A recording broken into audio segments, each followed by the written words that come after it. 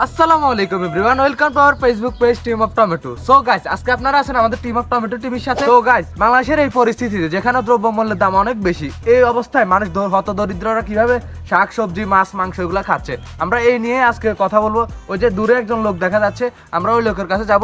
আপনারা চলেন আমাদের সাথে থাকুন। আসসালামু আলাইকুম।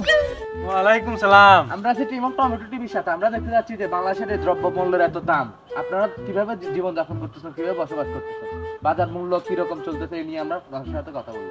তো কি প্রশ্ন করবেন, করেন না চাই। আচ্ছা, এই যে বাংলাদেশে এত দ্রব্যমূল্যের দাম, যেমন ইলিশ মাছ তো এবারে অনেকে খাইতেই পারে না, তো আপনি কিভাবে খাইছেন?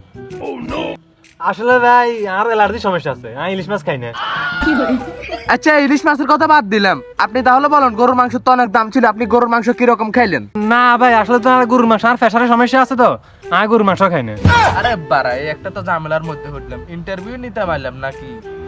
আচ্ছা, গরুর মাংসের কথা বাদ দিলাম, আপনি এই যে খাসির মাংস কিরকম খাইলেন? না ভাই, এই যে খাসির মাংস ছাগল ছাগল গন্ধ, এই এলাকায় খাসির মাংস খাই না।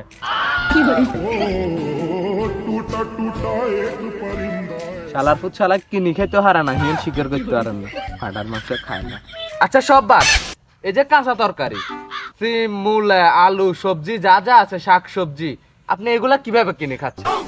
কাঁচা তরকারি না তেমন চলে না।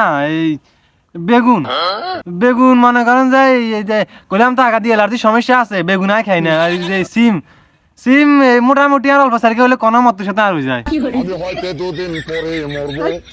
এই শালা তো কোনো মতো লাইনেই আনা যায়। আচ্ছা, ওইসব বাদ, এই যে সোয়াবিন তেলের তো অনেকই দাম, আপনি এই সোয়াবিন তেল কিভাবে খাইতেছেন? সোয়াবিন তেল না, সোয়াবিন তেল তো আপনারা জানেন, আর গ্যাসের সমস্যা আছে। এই যে সোয়াবিন তেল আমি খাই না, ওই সিদ্ধ মিদ্ধ করি কোনো মতের সাথে খাই আর কি। কি করে লোকেরে বুঝামু? এই হালা যে একটা গরিব মানুষ, ওরে নিয়ে যে আমি ভালো একটা ইন্টারভিউ নিমু, ওর জন্য কিছু করুম, এই হালা তো মনে হইতেছে টিকটক আর মতো। ওই যে আইফোন আছে, ফ্যান ফলোয়ার, ফ্যান ত্যান লোরেক্স এই সেই হাবি জাবি, ওই যে কলেজে পড়ে, এগুলো বুঝাইতেছে। আচ্ছা যাক, সোয়াবিন তেলও বাদ দিলাম। আর 20 মিনিট বেড়াই না থাক, কতক্ষণ তুই তো হাগলে উনি দই তুই নিজে নিজে। আচ্ছা সাইল, এই যে সাইলের বিষয়ে কথাটা বলুন, সাইল আপনি কিভাবে বিয়ে করেন? সাইল ভাই, আরে ভাই আমি তো বিয়ে করছি ওই যে চরে, আমার শ্বশুরে চরে কানি কানি জমি চাষ করে, ওই জায়গাতে যে বছর হইলে ধান উঠলে আমার গায়ে 1 মন 2 মন 3 মন 4 মন যা পারে হারাই দে। আর সাইল কিনো লাগে না, সাইল কিন্তু অটোমেটিক বাত হয়ে যায়। আচ্ছা ভাই, ওইটাও বাদ, এই যে আপনার আর আপনার বউ যে তেল সাবান কসমেটিক, এই যে এগুলার তো অনেক দাম, এখন দ্রব্যমূল্য অনেক দাম, এই যে এগুলার ব্যবস্থা কোত্থেকে করেন আপনি?